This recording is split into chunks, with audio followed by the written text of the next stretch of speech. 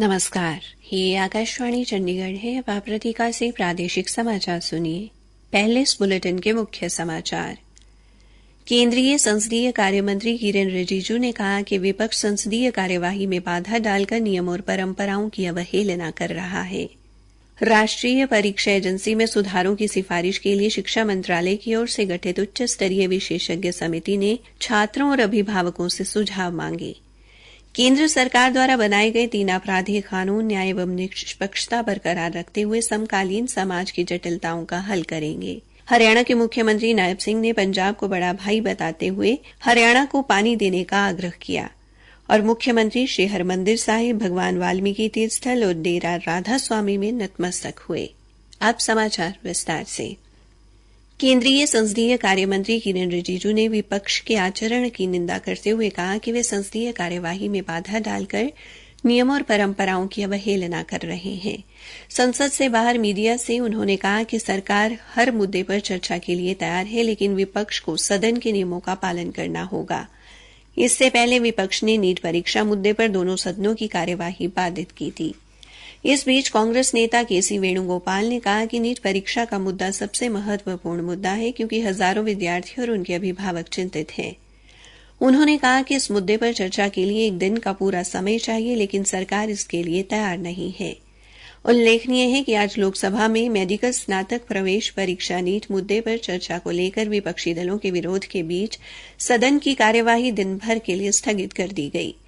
पहले स्थगन के बाद दोपहर 12 बजे जब सदन की बैठक शुरू हुई तो कांग्रेस सदस्यों ने इस मुद्दे पर शिक्षा मंत्री धर्मेंद्र प्रधान के इस्तीफे की मांग करते हुए नारेबाजी शुरू कर दी। कांग्रेस, डीएमके, टीएमसी, समाजवादी पार्टी और अन्य सदस्य लोकसभा अध्यक्ष के आसन के नजदीक आ गए। लोकसभा के अध्यक्ष ओम बिरला ने कहा कि इस मुद्दे पर विचार के लिए एक समिति का गठन किया गया है। उन्होंने कहा कि सदन को पूर्व नियोजित तरीके से चलने न देना संसदीय लोकतंत्र के लिए ठीक नहीं है। राष्ट्रीय परीक्षा एजेंसी में सुधारों की सिफारिश के लिए शिक्षा मंत्रालय की ओर से गठित विशेषज्ञों की उच्च स्तरीय समिति ने छात्रों और अभिभावकों से सुधार और पुनर्गठन पर सुझाव मांगे हैं।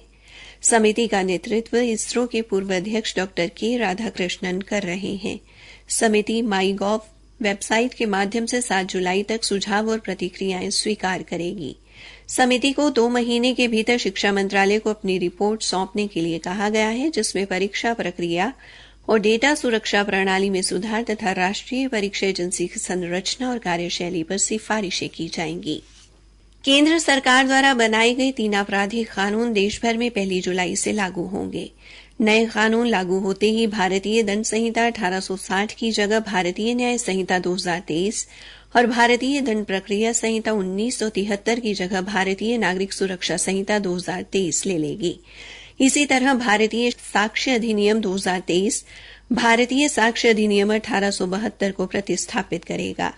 पंजाब एवं हरियाणा उच्च न्यायालय में अधिवक्ता पूजा नागरा ने आकाशवाणी समाचार के साथ बातचीत में कहा, चाइल्ड लेबर में लड़का है और चाहे लड़की है, वो दोनों कर दिए, क्योंकि क्राइम तो क्राइम है, चाहे वो लड़के के साथ हो रहा है चाहे लड़की के साथ। तो मुझे लगता है कि मानव अधिकार के लिए बहुत अच्छा स्टेप उठाया है सरकार ने, बहुत अच्छा किया है। जो आईपीसी के तहत धारा 95 के अंतर्गत आया है, बहुत अच्छा रहेगा। क्राइम रेट बहुत कम होगा और लेबर को मिसयूज किया जाता था, लेबर को आगे से आगे सप्लाई कर दिया जाता था और इस क्राइम को बाहर कोई भी नहीं देख रहा था। ये सामाजिक तौर पर एक बहुत बड़ा कलंक था। नए आपराधिक कानूनों में न्याय एवं निष्पक्षता बनाए रखते हुए समकालीन समाज की जटिलताओं का हल किया गया है। प्रादेशिक समाचार आकाशवाणी चंडीगढ़ से प्रसारित किए जा रहे हैं। बाकी समाचार इस अंतराल के बाद। और ताऊ ठीक से ले तने टीबी रोग में हुई नई शुरुआत के बारे में बताऊं। अच्छा, वो कैसे है भाई? ताऊ तने याद होगा जन्म पाछे ही अपने छोटे बालका ने एक टिक्का लगा कर ऐसा टीबी से बचाव खातर। ई वो बीसीजी टिक्का बड़े बूढ़े वयस्कों ने भी लगेगा। हरियाणा सरकार अभी इस टिक्के ने जिला अम्बाड़ा, भिवानी, हिसार, झज्जर, जींद, कैथल, मेवात, पंचकुला, रोहतक और सोनीपत में भी लगा रही है। इस बीसीजी टीके से घबराना नहीं, टीबी से खुद को बचाना है। तो आगे आओ, बीसीजी का टीका लगाओ, प्रदेश को टीबी मुक्त बनाओ। टीबी हारेगा, देश जीतेगा। अधिक जानकारी के लिए डायल करें 1800-11-6666। राष्ट्रीय स्वास्थ्य मिशन, स्वास्थ्य विभाग हरियाणा द्वारा जनहित में जारी। हरियाणा के मुख्यमंत्री नायब सिंह आज पंजाब को बड़ा भाई बताते हुए हरियाणा को पानी देने का आग्रह किया। आज अमृतसर में मीडिया द्वारा सतलुज यमुना लिंक नहर के मुद्दे पर पूछे गए प्रश्न के उत्तर में मुख्यमंत्री ने कहा कि पंजाब हमारा बड़ा भाई है और बड़े भाई का फर्ज है कि वो छोटे भाई को निराश न होने दे। उन्होंने कहा कि पंजाब हरियाणा एक ही परिवार है, एक ही घर है, इसलिए बड़े भाई से वे आग्रह करते हैं कि वो हमें पानी दे। हरियाणा के मुख्यमंत्री नायब सिंह ने आज गुरु की नगरी अमृतसर में श्री हरमंदिर साहिब में माथा टेका। मुख्यमंत्री ने लंगर घर जाकर आम आदमी की तरह संगत में बैठकर गुरु का प्रसाद लिया। उन्होंने लगभग 15 मिनट बर्तन सेवा भी की। इस मौके पर गुरुद्वारा समिति द्वारा मुख्यमंत्री को सिरोपा व श्री दरबार साहिब का चित्र भेंट किया गया। बाद में मीडिया से बातचीत में मुख्यमंत्री ने कहा कि आज सिख गुरुओं की पवित्र नगरी अमृतसर में आकर मन को बड़ा सुकून मिला। ये एक पवित्र स्थल है। गुरुओं की वाणी से हमें मार्गदर्शन लेना चाहिए। मुख्यमंत्री ने अमृतसर के निकट भगवान वाल्मीकि तीर्थ स्थल राम तीर्थ मंदिर में भी दर्शन किए और भगवान वाल्मीकि की प्रतिमा पर माल्यार्पण किया।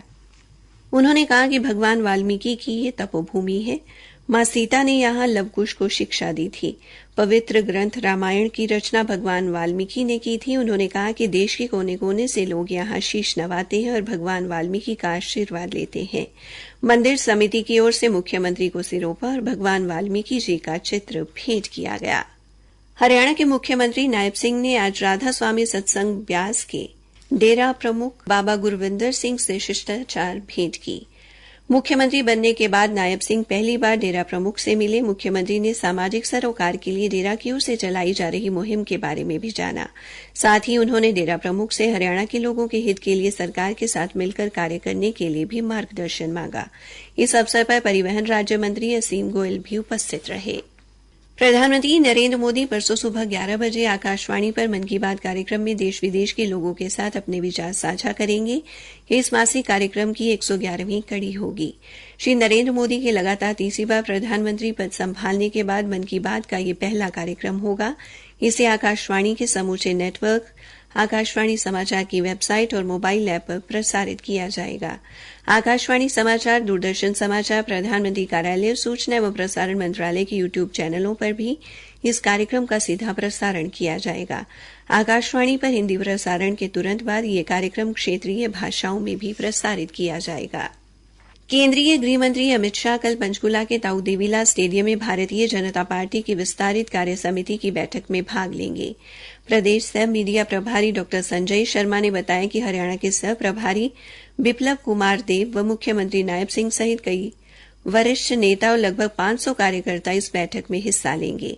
उन्होंने बताया कि वैसे तो भारतीय जनता पार्टी कार्यकारिणी में 300 लोग हैं, लेकिन विस्तारित कार्यकारिणी के चलते हर विधानसभा से 50 सूचीबद्ध कार्यकर्ताओं को बैठक में बुलाया गया है। डॉ संजय ने बताया कि हरियाणा में अक्टूबर माह में विधानसभा चुनाव होने हैं, इसलिए ये चुनावी शंखनाद है। उन्होंने कहा कि पिछले चुनाव में जो कमियां रह गई थी उन्हें इस बार दूर किया जाएगा और अपने दम पर सरकार बनाने के लिए काम किया जाएगा।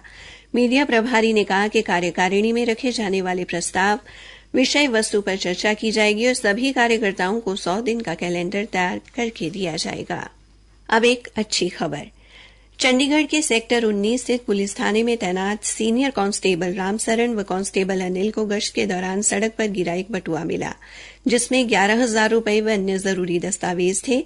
उन्होंने पर्स में मिले पते के आधार पर पर्स के मालिक मनी माजरा निवासी दलबीर सिंह से संपर्क करके उससे पर्स के बारे में पूछताछ की व फिर उससे उसका बटुआ लौटा दिया।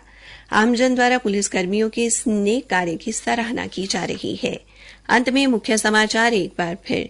केंद्रीय संसदीय कार्य मंत्री किरेन रिजिजू ने कहा कि विपक्ष संसदीय कार्यवाही में बाधा डालकर नियम और परंपराओं की अवहेलना कर रहा है। हरियाणा के मुख्यमंत्री नायब सिंह ने पंजाब को बड़ा भाई कहते हुए हरियाणा को पानी देने का आग्रह किया। इसी के साथ यह समाचार बुलेटिन समाप्त हुआ।